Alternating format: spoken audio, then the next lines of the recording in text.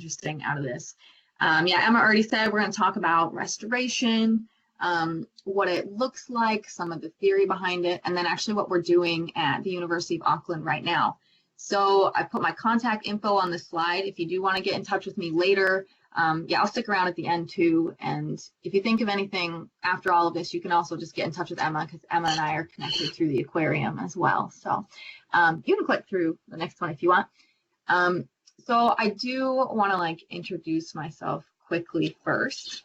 This is where I'm from. You can probably tell I've got that funny accent because I'm from the US. But yeah, that state that's highlighted there, that's Iowa, and that's where I'm from. I'm from this tri-state area, so within 10 minutes I could be in Nebraska or South Dakota too. And the first thing that most people comment on is how landlocked Iowa is for a marine scientist. And I decided to look up actually where the most landlocked part of North America is, and it is in South Dakota, pretty close to where I live. So I'm pretty much as far away from the ocean as you can get. And I like to bring that up to make a point that no matter where you're from, you can make your life whatever you want it to be, guys, okay? So you can click through the next one. You can actually click the next, there should be 4 pictures coming up. You can click through all of them if you want. Yeah, so I started out as an organic chemist back in Iowa, decided that wasn't for me. So I moved to Mexico and I became a scuba diving instructor after that, lived there a while. And then after that, I loved the ocean, but I realized I kind of missed academics and I wanted to combine this new love of the ocean with science. So I started doing marine science internships. And then finally I decided, I liked it so much, I was going to become full-blown researcher with my own questions and experiments.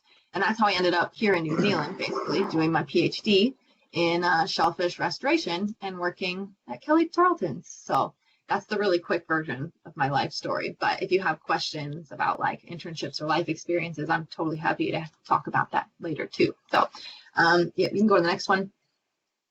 The reason we're actually here today, though, is to talk about restoration.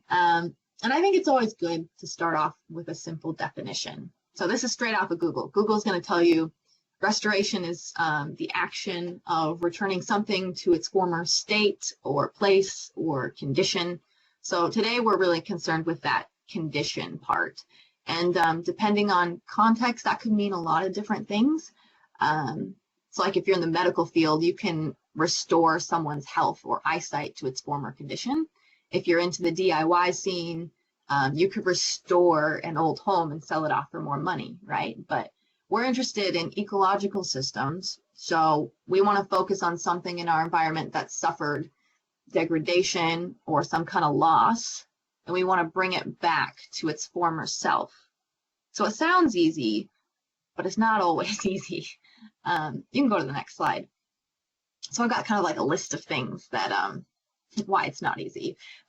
When we want to restore a marine system, the first question we usually ask ourselves is, what am I restoring this system to, or what's it supposed to look like? And even that question on its own can get really tough to answer pretty fast. First of all, because people have these differences in opinions and values, and not everybody wants to restore a system to the same state.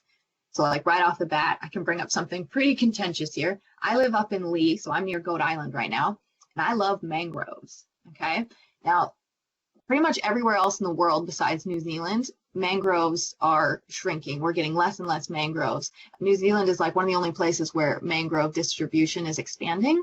And right now it's filling in the sand flats in this region. And people are having a harder time accessing their boats, or maybe they've bought nice houses up here and their ocean views are getting covered by these sea trees.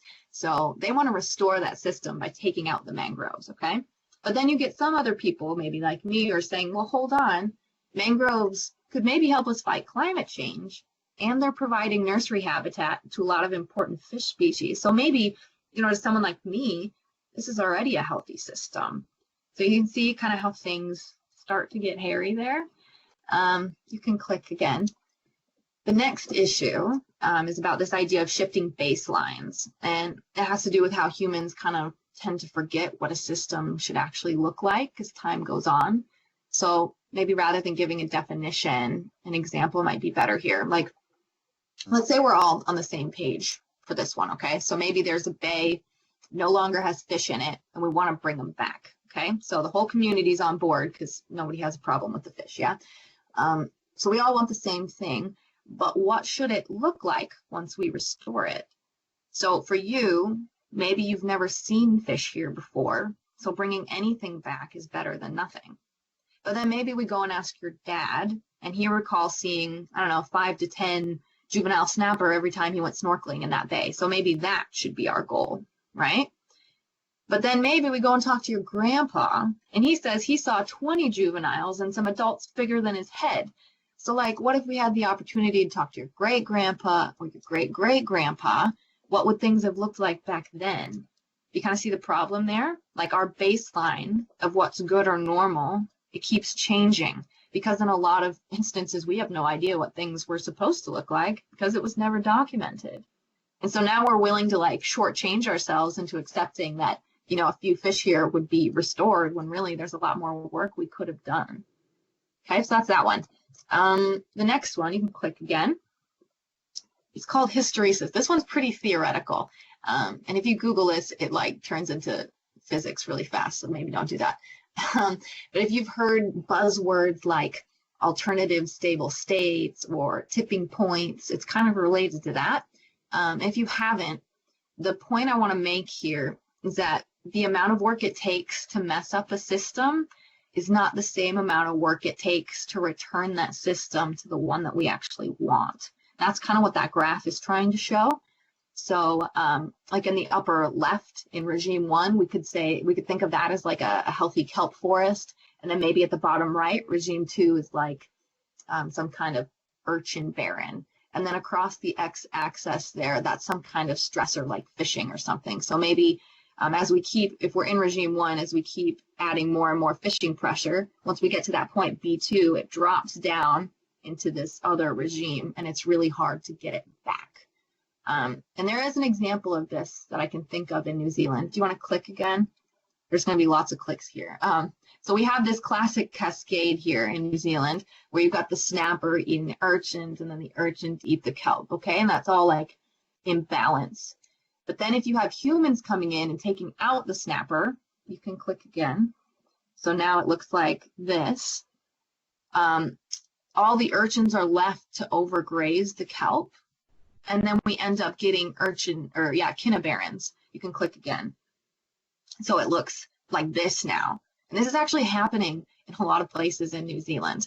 So if we go back to our graph here, you can actually click again because now I have pictures of the two regimes. Yeah, there we go. So if you go back to the graph, we've overfished snapper to the point maybe where it's dropped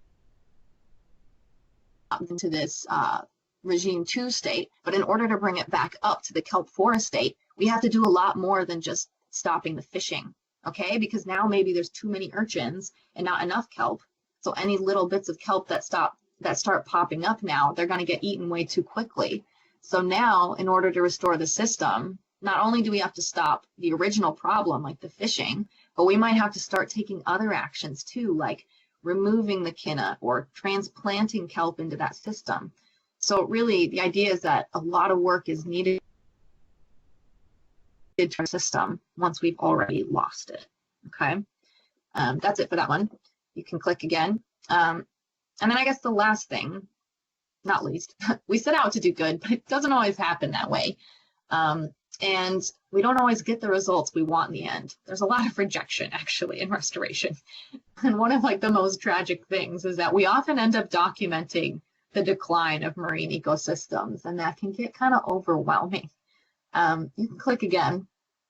I just went and, did a quick search of the literature on biodiversity,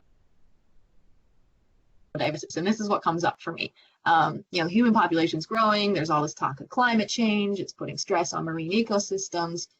Species are disappearing, and sometimes it just kind of seems like we're fighting this losing battle. But it's really important to put those, negative thoughts and feelings and fears even aside, in hopes of potentially maybe making a real difference somewhere. Go ahead and click again. Maybe one more time. There should be a picture. Yep, cool. Yeah, it's restoration an idea. It's like tangible action that each of us can take to flip all those negative trends into something positive. And that sense of empowerment that we can give back to people and communities, and helping people to feel like their actions are doing something really good. That's what restoration is about. Cool. Go ahead and click again. I think that's kind of like my theory on general restoration stuff. But I'm going to shift gears now. We're going to talk about the restoration space that I'm familiar with, and that's the stuff I'm doing with my PhD for mussel restoration. So I have put my lab's website down here if you guys do want to go check that out later. We just made it. I'm pretty proud of it.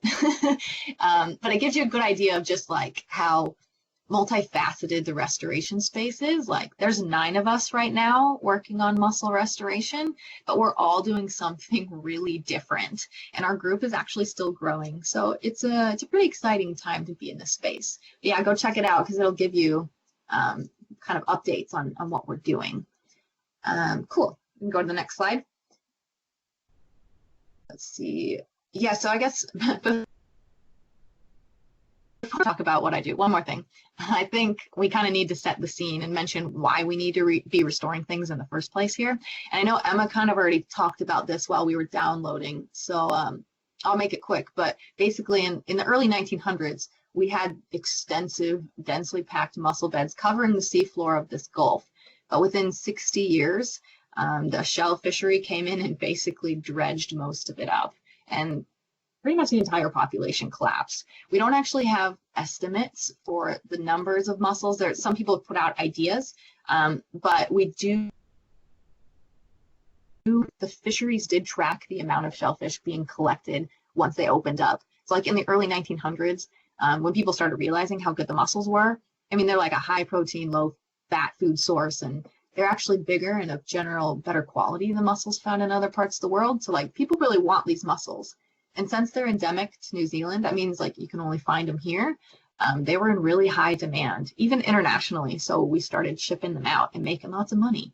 But if you follow that red line there, that's the like the fishing, the catches kind of for the Gulf, and like up into the 1960s, they were nearly catching 3,000 tons in a year, and then you can see all of a sudden it just drops off. And that's because the fishery collapsed, and that's because there were just none left for them to take. And then you can see the other lines, and basically they moved on to the Sounds, and then they moved over to like the west side of the North Island as well. And it's kind of the same story all around. They just fished them all out of New Zealand. So yeah, there's pictures of kind of like what the ships look like. You can click to the next slide. I think there's more pictures there. Yeah. Let's see. Yeah. Oh yeah, I found this picture of like the Firth of Thames. So the dark green is like where we knew mussel beds used to be, and then the light green is where they dredged. So like they took everything, guys. Like, and when I say dredging, I guess I don't know what you guys are all familiar with, but you can like think of that as a big underwater rake, and they basically just took up everything. So that's why there's not a lot of structure to the Gulf seafloor now. It's mostly just sand and mud because of this.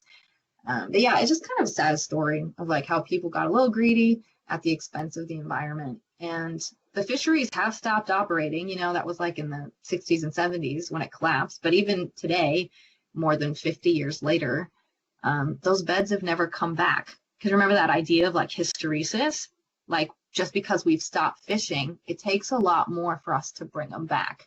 And basically now the mussels are like, we would say functionally extinct. Like there are mussels in the Gulf, but they're not providing the same functions that they used to because there's just not enough left. So you can go to the next slide. So I guess then our goal for restoration is to return the system to its former condition, right? That's like the definition. So we want to go from the left, that's what it looks like now, to the right, which is one of our mussel beds. Yeah, you can go to the next slide. I have this little infographic that one of my colleagues made. This is kind of what our restoration process looks like right now. It's not fancy or complex by any means. What we do is we take mussels from the aquaculture industry, and then we transport them to a site that we want to restore. And we're literally just shoveling them off the side of the boat. Sometimes, 5 to 10 tons at a time. So massive quantities. It's a really long day, but with enough people, you can get it done. This intermediate step you see with it says transport and biosecurity. We kind of had to add that in once biosecurity got wind of what we were doing. They were really concerned with the spread of pests from the farm sites to our new locations, which makes sense. So yeah, now the mussels actually are treated like on land in a freshwater bath to remove all the pests before we go and deploy them. I could go on a bit of a rant about how I think that's not necessary and it costs us lots of money, but I'm going to move on from that. But once we've got mussels on the seafloor, like where we want them, the next step is monitoring them, and maybe not the last step, because we kind of want to do this as long as we can. And we do this, to see, one, if the beds survive, and two, how they're changing over time in all of those different habitats that we've put them in. You can go to the next one. So we've dumped I don't know, maybe 150 tons of mussels into the Gulf, and we're still trying to add more every year if we can get the money. Most of the beds that we have are surviving in this region around the Maharangi Harbor. If I had control of the screen, I could point out a few places where we have beds, but you'll just have to take my word for it. They're out there. We started deploying in this area in 2016, and some of those beds are still around today, and we're still running experiments on them, so that's pretty cool. But yeah, some of them have lived, some of them haven't, and they die off for a lot of different reasons, and we're still trying to figure out why. A big issue in this region, though, is all of the sedimentation. So there's a lot of development right now happening in this area, and all of that sediment is from the land is running off into the streams that connect to this estuary, and they go into the harbor. And if that mud builds up too fast, I mean, you can almost think of that. They're not drowning in mud. They're I don't know, they're suffocating, they're getting buried alive essentially, which is not good. So we've been dealing with that. And then sometimes the beds get washed away in one-off big storm events. So we're trying to figure out ways around that too. But sometimes I've gone out there for a dive and the bed's just not there anymore, so it's hard. But for the most part, we have proof that it works. And it works in a lot of cases, but we still have lots and lots of questions. And so that's where all of us PhD students come in.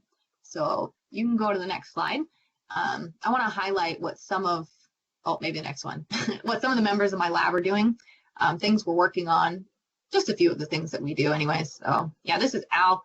He's working on making restoration more cost effective.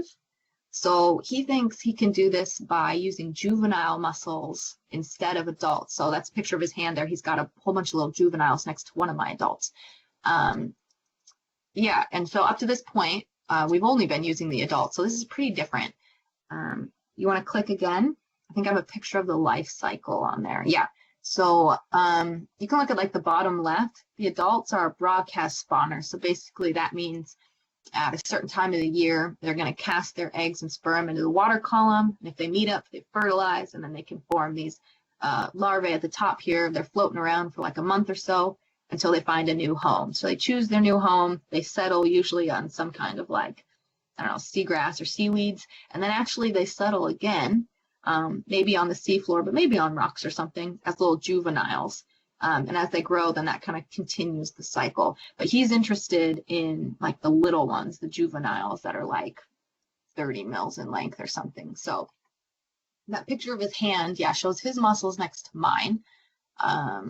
So for example, we can say Al and I both get 5 tons of mussels to deploy, okay? Now, if he can get his to survive, 5 tons of mussels is going to end up being way more than 5 tons of mussels than my 5 tons of mussels, because his are going to grow into adults and he'll have way more mussels. So in a way, you're getting better bang for your buck, if you can make it work. Yeah, and as of right now, the same kind of biosecurity restrictions don't apply. So it has a lot of potential.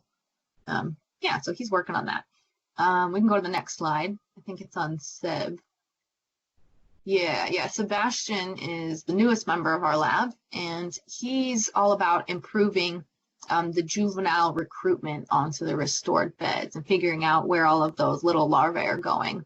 So remember how I said earlier, the babies end up choosing new homes, and sometimes they settle in other places? That's what he looks at, and he tries to predict where those places are, but he does it using like lots of math and physics. So like he sent me this picture the other day of some model he's creating. I don't quite understand it, but I think it looks cool. So I put it on there.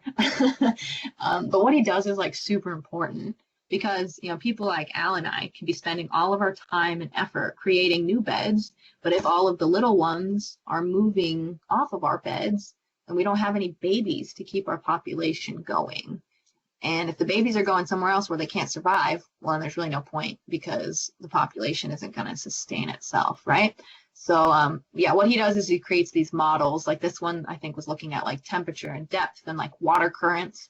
And he's trying to figure out where all the little larvae are going. And then we want to go see if where he's predicting they are actually has mussels. So that's kind of his plan. Yeah, and it's a really important piece of the puzzle. You can go to the next one. Who do I have next? Oh, okay. So yeah, we have people working down in the sounds as well. So maybe this region is like known for its green lip mussels, and I keep telling you they're all gone. So like that might be a bit confusing.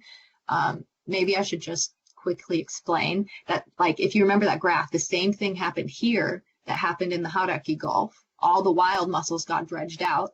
So what they're left with is just an aquaculture industry, and they're actually shipping in all of their spat for their long lines, okay? So it's coming from like seaweeds that are washing up on 90-mile beach, and we don't actually know where those mussel beds are, okay? So that's kind of an industry issue. But on the left there, you can ignore all the cycles. I just want to show you a picture of what one of the long lines looks like. It involves this kind of series of plastic floats. Those are like the black dots at the top there. And then there's lines that run in between them and kind of join them up. And then there's like anchors on either side stabilizing the whole structure.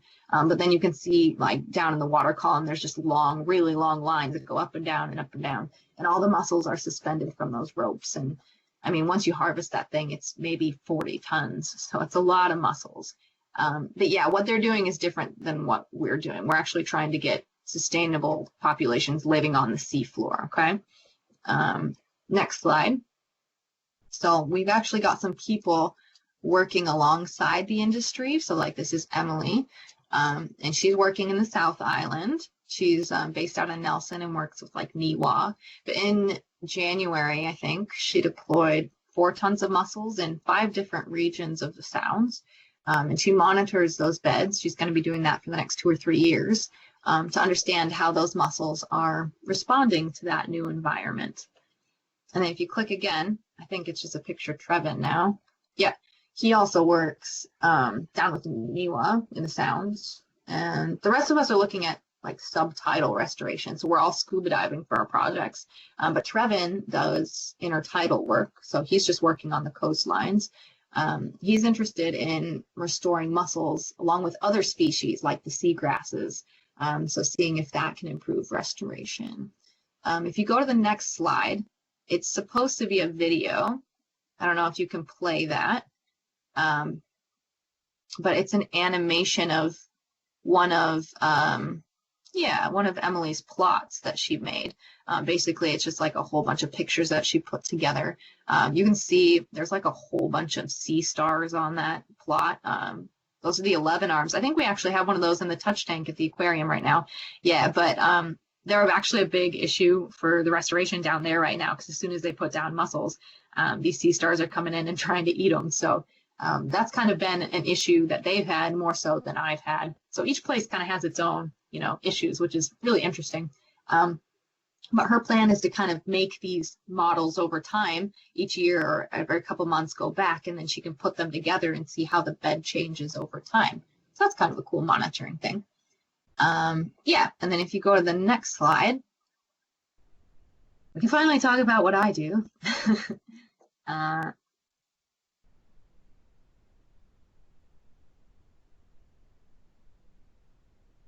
Yeah, cool. That's me. So my job kind of comes into play after the restoration has technically already happened. Okay, so basically everybody else is doing the legwork. Then I come in afterwards and tell them if they do a good job or not. Okay, smart move on my part.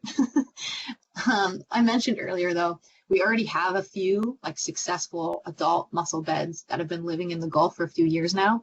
So my task is to figure out how these beds are influencing kind of the system around them, and then how that can benefit humans. So the benefits that we freely derive from mussels, we call those ecosystem services. And then my job is to measure some of those different services so that we can come up with numbers that like convince people to back what we're doing. And then maybe even someday we can give those numbers to government so that they can give us funding to put down even more mussels in the future. So this infographic shows some of the services that mussel beds can provide, but I mean, it's not all of them by any means. There's actually quite a lot more. And Emma actually kind of started talking about their filtration capacity, like that's not on here.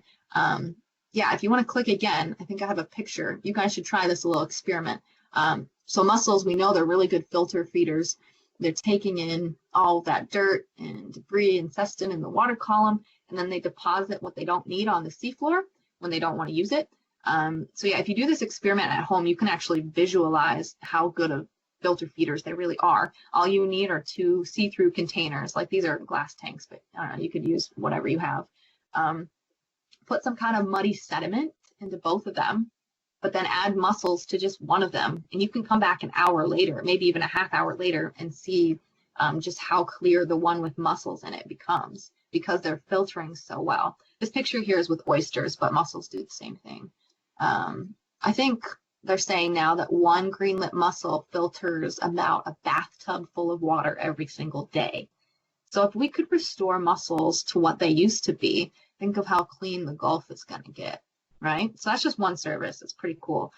Today, I want to touch on 2 other ones that I'm looking at for my PhD. So you can click again. One of the ones that's on that infographic was about denitrification, or like removing nitrogen from the water. And yeah, I guess I can talk about that. We have an issue here because we all actually need nitrogen, right? Like it helps the plants grow. It's going to help us synthesize all of our proteins, but I guess there can be too much of a good thing. You can click again. Humans are adding lots of extra nitrogen to coastal ecosystems right now. It's coming from agriculture, sewage, waste products, even like the combustion of fossil fuels. And when we get too much of that, it can lead to toxic algal blooms. Click again, that look like this. It's pretty nasty. We've seen this before in like the Chesapeake and the Gulf of Mexico. So if we don't want something like that to happen in New Zealand, we want to start removing some of that nitrogen. And mussels can actually help us do that. So if you click again, I can show you how. You don't really need to pay attention to like this whole graph, but basically the point we're trying to make is that mussels, or the bivalves in the center, remember they're filtering really well and they're depositing what they don't want on the seafloor. So we're calling those biodeposits there at like point C.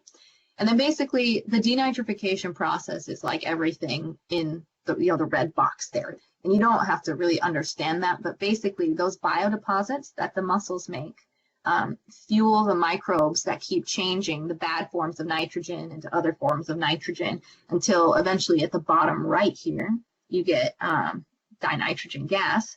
And then that as a gas gets removed from the entire ecosystem. So it's a really good way for us to actually just get rid of nitrogen, and it's all because of the mussels. So that's pretty cool. And I'm actually doing this in 4 mussel beds that we have. If you want to click again, it's a map, but I don't have them labeled on there because I was going to point. Well, they're there, guys. There's 4 mussel beds there. Just trust me. You can go to the next slide. I think this shows like some lab pictures. Yeah. So this is the day in the field for me. Okay. I'm kind of making an underwater lab with all of this equipment. I think in the upper right, Emma, I think that one's a video. You can try and play that one. These are chambers. We call them benthic chambers, and we put them over our mussels. Yeah, it's a little laggy, but it can kind of give you an idea of what one of our mussel beds looks like. I put like 10 to 12 of those chambers down in each of the beds, and then we cover them up. It's kind of like turning out the lights in that system. So on the left there, the upper left is one of those chambers without the lid on it, so you can see what, or the cover on it, so you can see what it looks like. So it's got some mussel clumps in it. It's got like an oxygen logger, and then there's a pump in there that just keeps moving the water around so that all the mussels are happy. Yeah, I think the bottom left one is a video too, if you want to try and play that one. may or may not work. Yeah. So to measure the nitrogen, though, we're taking water samples with these syringes.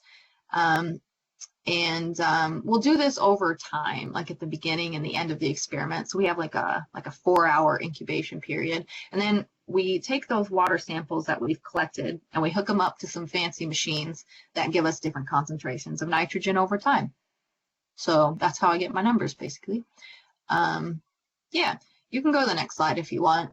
That's kind of the nitrogen stuff that I'm working on. And then another one of my experiments, I'm looking at biodiversity and how my mussel beds are affecting other animals around them. So I brought this picture back up just to show you guys again, like the difference. Like mussels are creating habitat for other species that don't exist in the mud.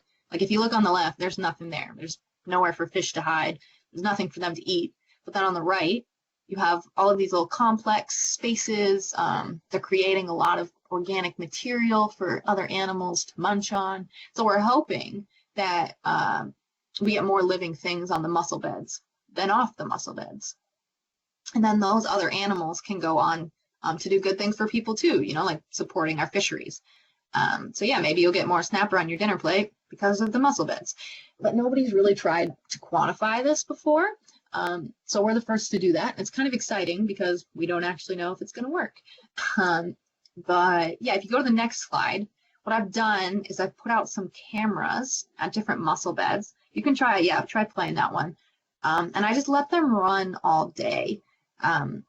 And we want to compare what's inside the mussel bed to what's outside the mussel bed. So yeah, like that's a squid or something. And I've got like hundreds of hours of footage and I can't do it all myself. So I've sent these videos out to volunteers and I had people get back to me from all over the world. So I think I've got people in like 15 different countries right now helping me look through all of this footage, which is really cool. You can try playing the one on the right too. I mean, I don't even remember what's in these, but these are things that people have sent back to me being like, oh, check out what I found. So yeah, probably like a little spotty or something. Cool. And I think the next couple slides are things I found as well. So if you want to go to the next slide and then see what's on there.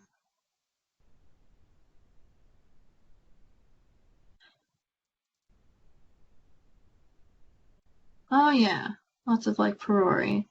Yeah. And then the one on the right, what's that? I think it's like a array. Yeah. So I've got these pegs in here, guys, because the visibility at all the sites are a bit different. Oh, there's a snapper as well. And so the peg, like, it's a way for me to control what we count. Because some sites, like if I count everything that shows up on the slide, then it's not going to be fair comparing it to another site that has really low visibility. So the peg there in the middle just kind of helps me account for that. I think there's more videos if you want to click through those. Oh, yeah, I think this one might have kingfish or something. I think that one might be an eagle ray. We'll just see what pops up. It's really fun though getting these back from people because I don't know what's there. I haven't actually looked through them. People are doing it for me, which is great. Yeah, you can see that one's an eagle ray because it's kind of flapping its wings rather than doing like the rippling. Oh yeah, and then I've never seen a shark on one of these mussel beds, but now I have proof that they're there, guys. We've got like bronzies hanging out. Sometimes I swear I can like feel them, but I've never seen them. But now I know they're there. Yeah.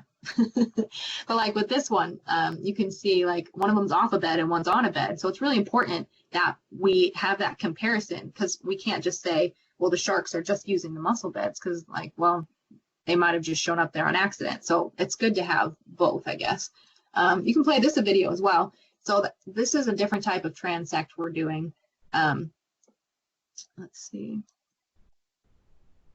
Yeah, basically these transects are so that we can get like up close and personal with some of the smaller stuff, and then we can cover more space as well.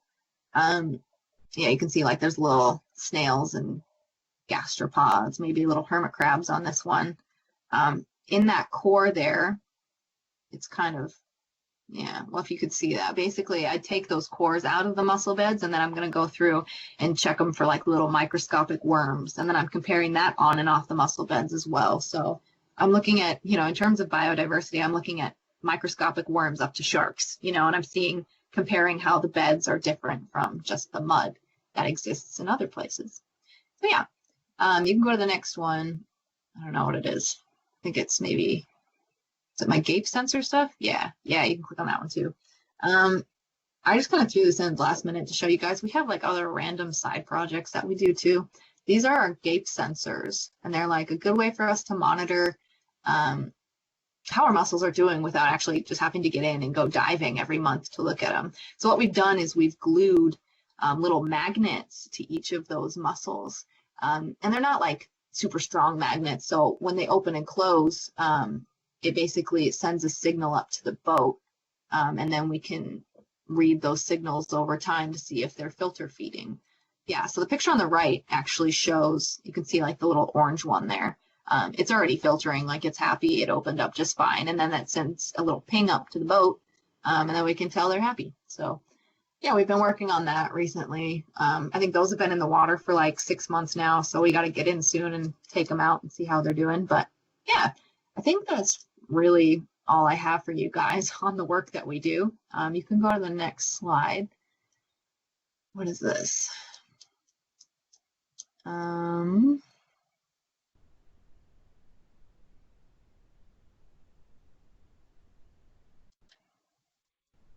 you clicked through the next slide? Yeah, there we go. Cool.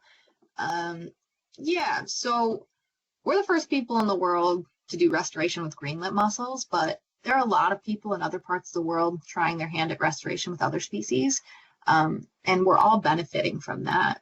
The Nature Conservancy has people in Australia working a bit with oysters right now, and so we've been connecting with them quite a lot and learning from their successes and failures as well. So it's really important for us to kind of communicate what we're doing with other people, so we don't spend years making the same mistakes that other people have, and we can all kind of build off of each other's discoveries, and that's been pretty cool.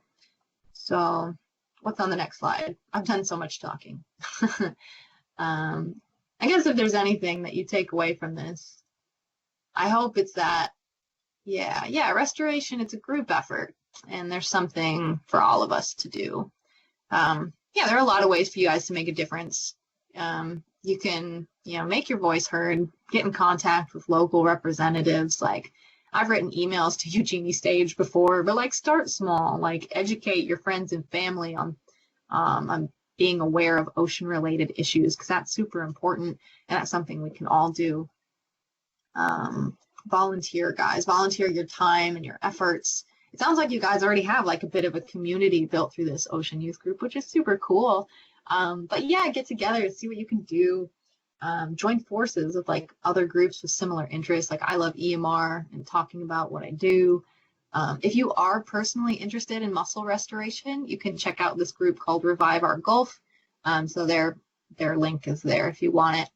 They're a really great community group that helps raise money and awareness for some of the work that we do, and they help us with some of our deployments too. So maybe you could start shoveling mussels off the side of a boat too. They've got this like monthly newsletter that they put out too, and that's actually where I got some of my volunteers to watch those underwater videos. So yeah, they can help connect you too. And then if you do want to stay in the restoration sciences, you do have a bit more education ahead of you. It usually starts with some kind of like undergrad degree in a environmental science field. Although if you're like me, you can be an organic chemist and somehow end up here too. Who knows? And then after that, usually like you'll get more freedom to choose what you want to study and who you work with. But if you don't know what you want to do, you can just get involved in an internship. You can shadow somebody at like DOC or MPI. You could email some scientist at NIWA, or even get in touch with somebody at the university like me. A lot of us enjoy sharing what we do with other people. And I know there's always students looking for people to help them out. So that might not be something you can do until you're an undergrad, but like, it's a great way to test the waters and figure out what you like and you don't like, all while making a difference. So I think that's it. There might be one more slide, like some kind of generic thank you, something. Yeah.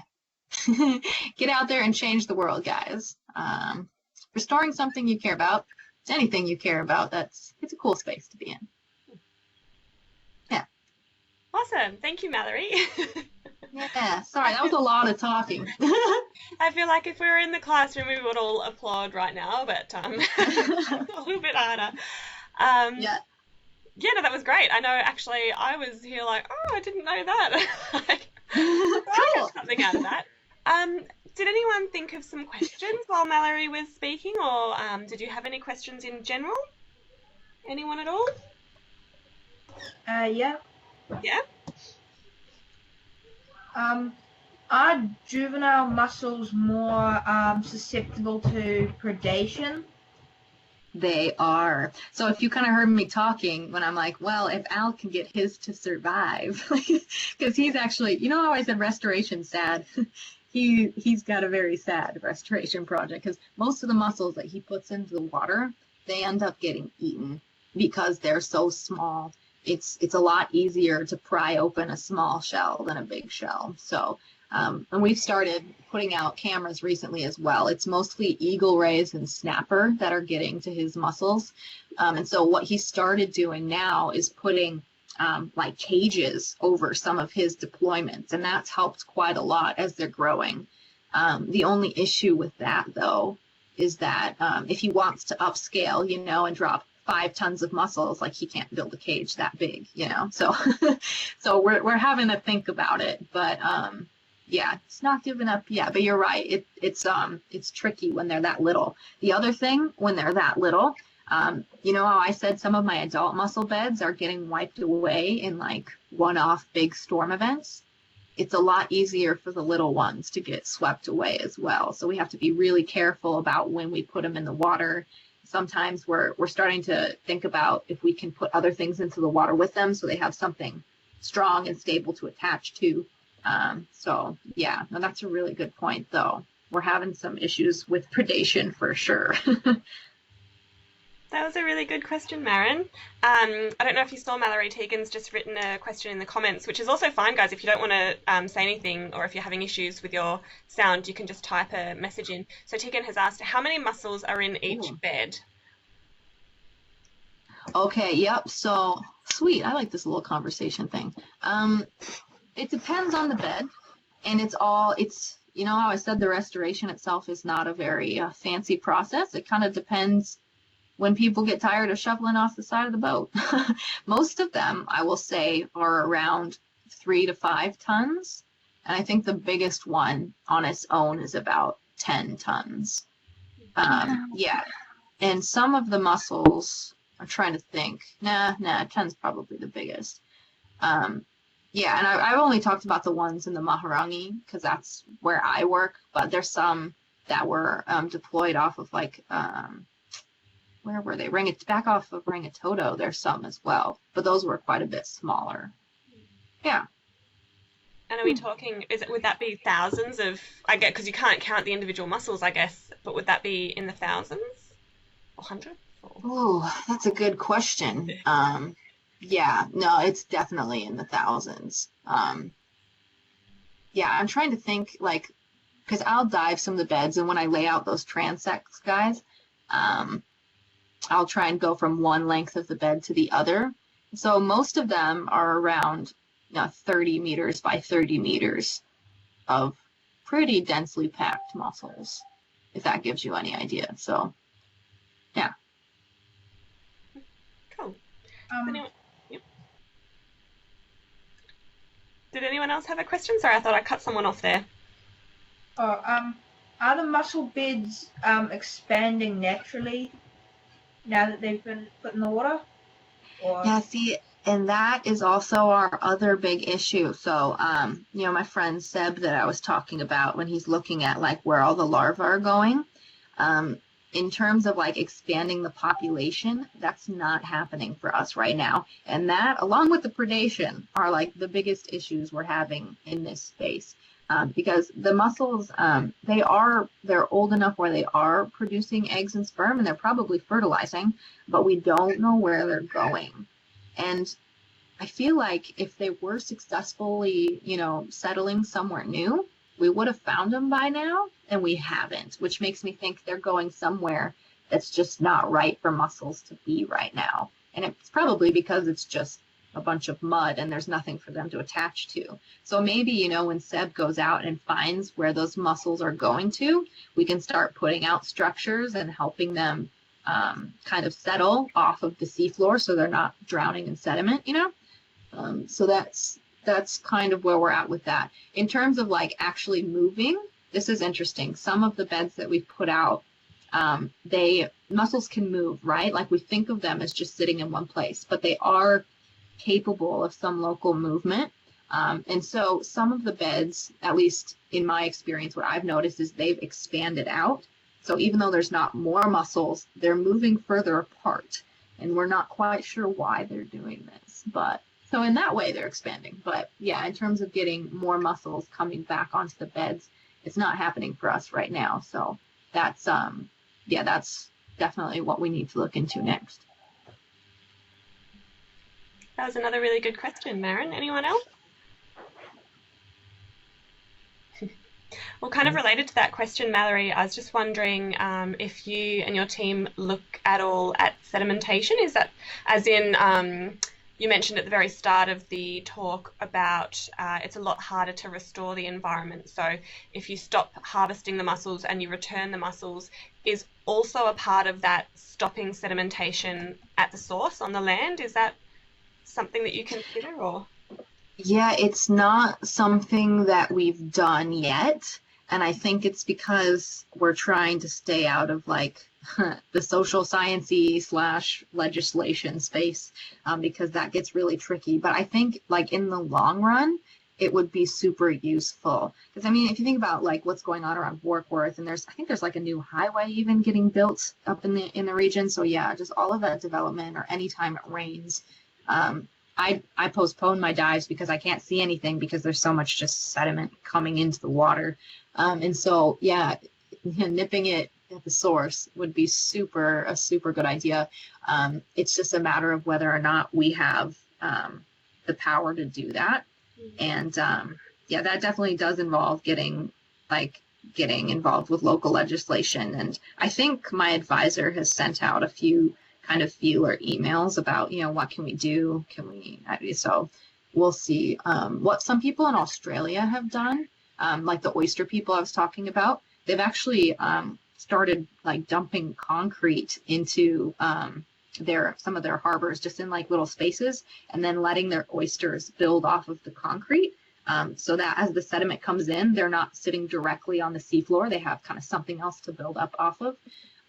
So we've thought about that, but we're really trying, you know, not to put extra things in the water if we can. So, yeah, we have some thoughts around it, but.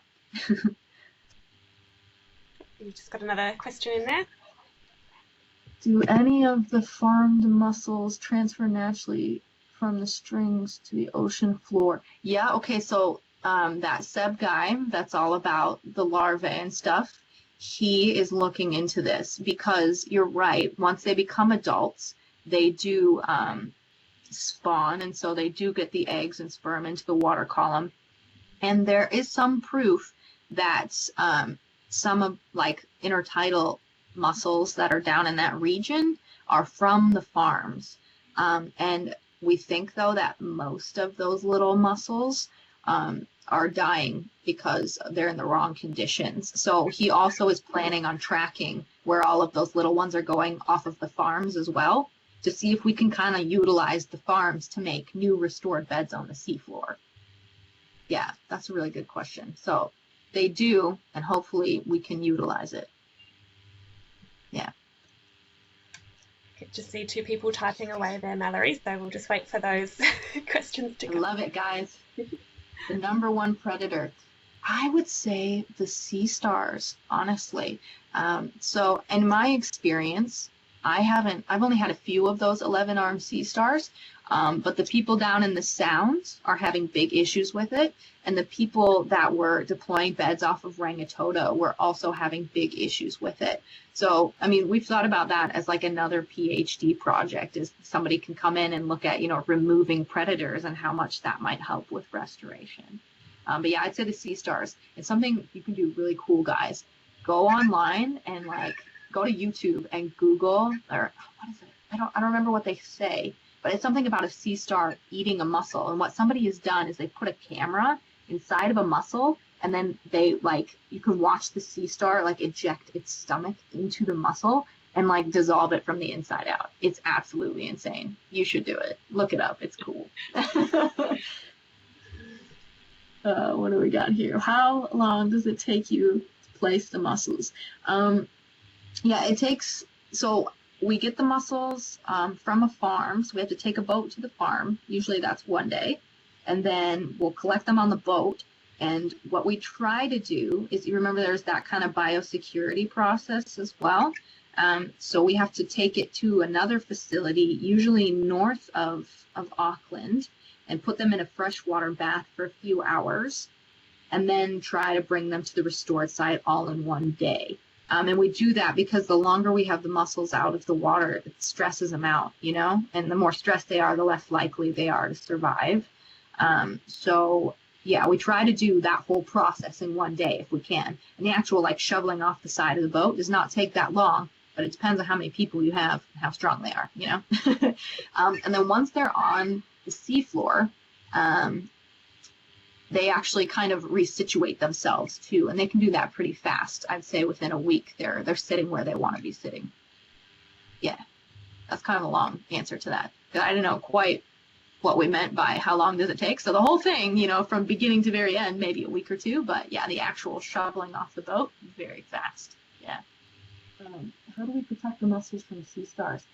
That's interesting too. See, that would be part of that same project. We have so many questions around the predation that like someone should be out there doing it. One of you guys should be out there doing it, man.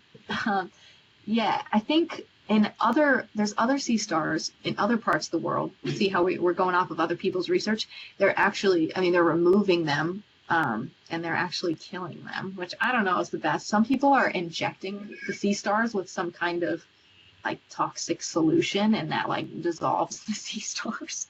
And like, I don't know if that's the best thing to do in the world, but that's something that some people do. Some people will start introducing predators to the sea stars as well. And again, I don't know if that's something that we want to do, because then you start messing with the balance of systems. And I don't know if you guys have heard any stories of that, but a lot of time when you like introduce new species, that doesn't go well. I know that's happened in New Zealand a few times. So there's ideas around it. But yeah, someone should definitely look into that. That's like a PhD question right there. That's really good. Any other questions from people? Those were great questions. I didn't even think of them, but Yeah. then when you asked them, I was like, oh, that is really interesting. Yeah. Oh, and also you can see on this thank you slide here, there's can you see the octopus? He drills holes into the mussels, and then he like builds up a little shelter of mussels. Yeah. Super cool. So Mallory, I guess the one question I had, well, actually two questions I'd kind of thought of, are more kind of general questions. First being, how positive do you and your team feel around mussel restoration, as in terms of long-term success of restoring mussels in the Hauraki Gulf? Yeah, it's like that thing I said about it being sad. It's hard. It's hard because and I think one of the Ocean Youth kids hit it pretty dead on the nail there with the issues that we're having with, you know, the babies. Like, where are they going? Because we can do all of this work and put mussels where they should be, but because of what we've done to the Gulf, the system is very different now, which means it's going to be really hard for us to make it work. And it might not work. And what it might take is, you know, a combination of a lot of things. Maybe we need more beds in more places, and we need someone to calculate out where all of the larvae are going. And then maybe we need to put concrete on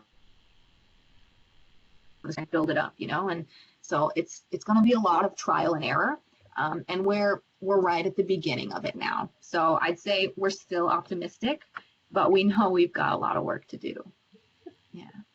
So that sounds, actually, from my perspective, it sounds quite exciting for these guys in Ocean Youth, because it sounds like, I mean, some of you will be looking at university really soon, others in a couple of years, but it sounds like if this is an area that you're interested in, by the time you're ready to go to university, this will be a hot topic. And you, Mallory, you and your team may have made some progress to the point where then this younger kind of generation can come in and really start nailing the process and get somewhere with it. So it kind of sounds like it's an exciting time to be in that kind of area, which is cool. Yeah.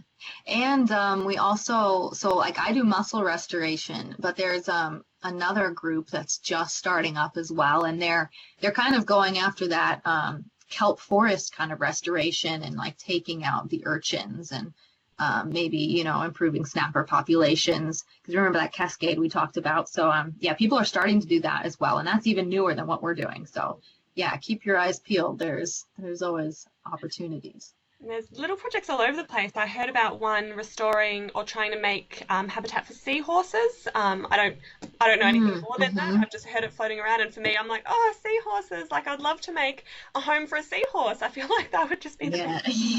Exactly. But that kind of brings me to my second point. I don't know if you have any really clear advice for these guys, but if they do want to get involved now in terms of volunteering, I know you mentioned about people watching your video and volunteering their time to identify the species on the mussel beds. If these guys want to get involved in volunteering like that now, do you have any tips or advice for them? Yeah, I can say if people are interested in looking at videos, I've got videos that people can watch. I'd have to like put something together, you know, but we can make it happen. Like I love just like sharing what I'm doing with people. So if I can get you guys involved in my stuff in any way, you know, let me know and I'll try and figure something out. I'm always happy for people to come up here. I mean, the issue is getting up here, but I can show you what I do. There's always things that people can help me with in the lab if you just want to see what it looks like. If you actually want to get out on like a boat or something, that would be more with Revive Our Gulf, as I think they're doing more in the deployment space right now. Like me, I'm just looking at the mussels that are already there, so it's hard to kind of get involved in that way. But yeah, I think Revive Our Gulf would be a good place to go. If you're looking, I mean, if you want to actually, on the educational side of things, get into this space, definitely feel free to email me about it, and we can chat about what you can do or what path you should take. There's different advisors depending on what your questions look like that I could get you in touch with too. But yeah. Cool. I will definitely follow up with you on that, Mallory. And anyone, like Mallory says, if anyone wants to get in touch with her directly, I can certainly help with that. And don't forget, guys, like if you do, you know, if you're keen on it and you want to volunteer time and look at those videos, stuff like that always looks great on, you know, applications and resumes, and, you know, all of that kind of experience is really great to have. So yeah, last chance for anyone to have questions or comments. You can ask away now. Otherwise, I think that really wraps it up, guys. So was there any last minute questions? No? Well, if anyone wants to say a thank you to Mallory, I know I need to say a huge thank you. Yeah, so I'll be in touch soon, guys, with your schedule for the rest of the year. But if you don't have any questions or if you don't want to hang around and chat, you can start signing off now. But you might want to say a thank you to Mallory before you go.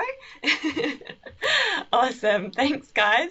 So yeah, you can feel free to start kind of signing off. But like I said, you can stay online if you do want to have a chat to either myself or Mallory. I actually recorded the presentation. Sorry, Mallory, I didn't warn you because I kind of forgot. That's all good. Record that, so if that's all right, I'll share that with everyone, and even those that couldn't make it today. Yeah, I'll share that presentation, and yeah, everyone can get in touch if they want to, which I think you should. Emma, you should send it to me as well. I will. And I can pass it out to people. Yeah. Yeah, no, I'll do that. I'm not quite sure if it just recorded your voice or if it recorded your voice and the slideshow. Over the screen, yeah. Yeah, okay. I'm not. Well, we'll see. Yeah, I'll figure it out and I'll send it through to everyone anyway. But yeah, thank you so much, Mallory. So yeah, no worries. Happy to do it. Cool. I'm sure you'll get a couple of questions and comments and contacts in the next couple of days. So Yeah, happy to do it. Awesome. Cool. All right. Well, I'm going to stop recording there.